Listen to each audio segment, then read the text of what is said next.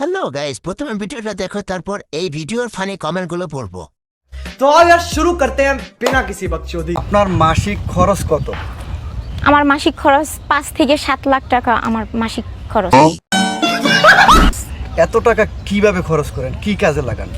এই তো শপিং মহলে যাই, পার্লারে যাই, এটা সেটা।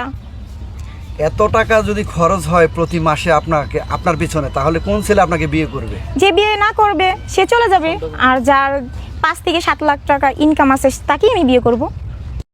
बड़ा हरामी हो बेटा।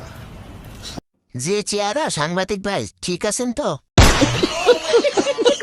200 টাকা দিলে তোর থেকে ভালো মাল পাওয়া যায়। বলেন কি? কক্সবাজারে কয়দিন যায় সপ্তাহের ভিতর আগে জিজ্ঞেস করেন, না গেলে তো এত টাকা খরচ হওয়ার কথা না। ঠিক বলেছো। এখন বর্তমানে ইনকামের রাস্তাটা কি, আবাসিক হোটেল না পার্কের চিপাই?